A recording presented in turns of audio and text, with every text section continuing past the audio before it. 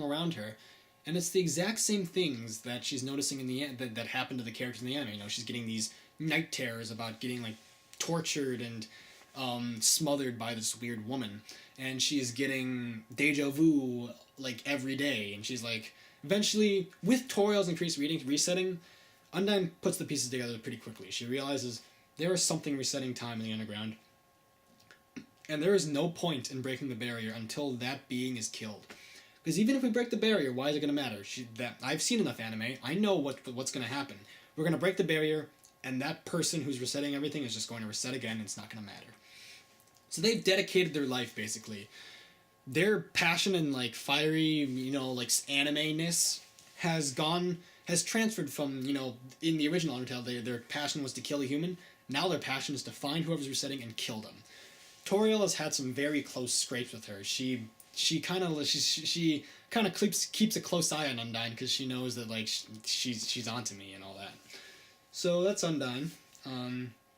Undyne also in the genocide run she's pretty powerful, but in the genocide run she finally kind of snaps out of her lack of ambition. She kind of snaps out of that lack of motivation when she realizes normally when Frisk would start killing people, if Frisk starts killing people in a genocide run, Frisk starts killing people in a neutral run, she won't do anything about it because she's like, I know this has happened before. Toriel's gone on Toriel's like done really weird stuff before. Like whoever's resetting has done really weird stuff before, has endangered people.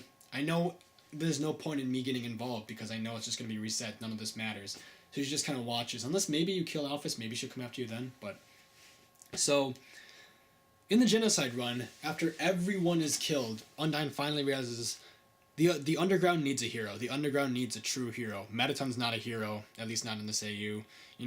There are no heroes in this AU except for Undyne in the genocide run. So she goes undying and gives you a bad time and all that. So that's those characters, I think. Metaton is the kind of, I would say, well, I'll get into that more, but Metaton is the leader of the Royal Guard, has militarized the entire underground and made human killing a sensation. And Napstablook is the royal scientist way above his head who has failed with his, frequency idea. Alphys is the ambitious Royal Guard member who bitterly hates Metaton. Kind of is jealous of Napstablook, but doesn't really blame them for it. And they want to prove their worth. And, they probably have really bad self-esteem issues, and if you hang out with her, then that'll help her a lot. And Undyne is the lazy Royal Guard member who is focused on trying to find whoever's resetting. They're going to be a lot more active than Can and Sans, even though they share the same role. Undyne is still going to be a very entertaining character. Just in her passions are just elsewhere. She doesn't really care about being a Royal Guard leader. Anyway, let's see. So on to Papyrus. So Papyrus is now the star of the underground. They're kind of like, Metaton is a very recognizable name, but everyone knows Papyrus. Everyone sees Papyrus on TV. Papyrus is a household name. And how did this happen? Well, after Sans, teleported into the ruins and, said goodbye to everyone, it must have been really hard for Sans to say goodbye to Papyrus, but I guess his philosophy is why does it matter if I leave him too? It's not any moments I share with him are not going to matter if they can just be reset, blah, blah, blah, blah, and I'm depressed. So, Papyrus, without Sans to, without having to look after Sans, because to be honest, I think Papyrus acts a lot like a big brother to Sans, keeps him out of trouble and everything, and, gets him doing his job. So without that, Papyrus has a lot more free time. And also, since Undyne is no longer leading the Royal Guard, it's Metaton, Papyrus is not really interested in joining the Royal Guard. Undyne's passion and her vigor kind of drew Papyrus in, I think, in Canon Undertale, but in this one, this sort of industrialized, commercialized, soulless sort of husk of the Royal Guard, Papyrus doesn't really care for it. It doesn't really speak to him. So he's just, left by himself, really, in Snowdon. He has all the time in the world to just be himself. And that attracts the attention of Metaton. Metaton stops by Snowdon one day, and, is just taking inventory of the Royal Guard. And he sees Papyrus in, probably Grillby's or something, spouting and gushing about something in that, eccentric, passionate way he does. And Mettaton takes one look at this guy and thinks to himself, the Royal Guard needs a mascot. So he approaches Papyrus, and Papyrus wants attention still. He wants the recognition he thinks he deserves. So he's like, heck yes, I will become the mascot of the Royal Guard.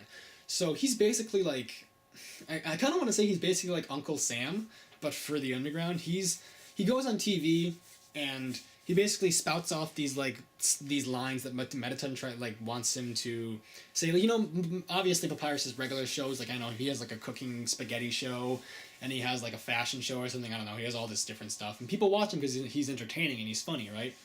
But also, Mettaton kind of manipulates him because Mettaton's the leader of the Royal Guard. He wants people to join the Royal Guard, right? So he tells Papyrus, like, oh, at the end of your program, can you say these, like, really catchy slogans? They sound really cool, right? Like, one more soul, that's our goal. Or, like, think you're as great as me, then join the Royal Guard and prove it, and all that. So Mettaton sort of acts as this, like, recruiting tool for Mettaton. But yeah, Papyrus acts as, like, a recruiting tool for Mettaton. And also, interesting thing about Papyrus is that in canon Undertale, a lot of the characters, a lot of the miscellaneous monsters you meet are very cynical. They're very pessimistic. They're like, oh, the barrier will never break. We're just going to be stuck here forever. And like they're okay with it because, they're cynical. They don't really think freedom is possible. Papyrus says no to all that. He is optimistic. He is idealistic. He always believes that the best will happen. So he goes on TV and he starts saying, like, don't you worry, boys. Why does he say boys? Don't any of you worry. Captain Mettaton will set us all free. Like, blah, blah, blah. And, like, over time, that constant positivity on the screen has sort of imbued the underground with this almost patriotism.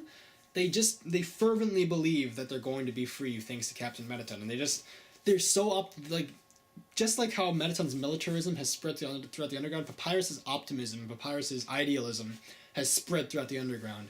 And, everyone believes that they're going to be free soon enough. Just wait. They're going to break down that door, they're going to kill that traitor Chara, and we're going to be free.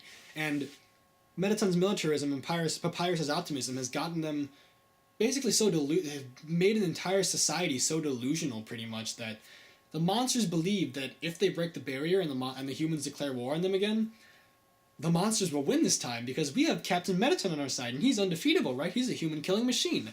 Nothing will ever we can do this, guys. That's a dangerous combination. The underground is almost like the Fallout universe where it's very cheery and all the videos you watch by the government are like really cheery and optimistic, but like it's saying stuff like join this force and like you will kill everyone and everything.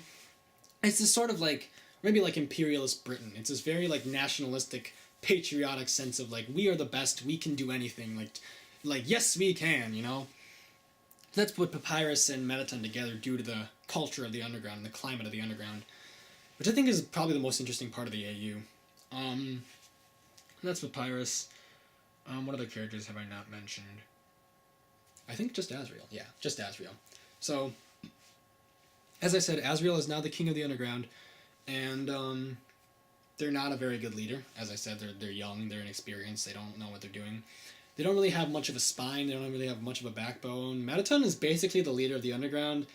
Asriel is more of a puppet king that, Mettaton just kind of kicks around, like he kicks around and manipulates into doing what he wants.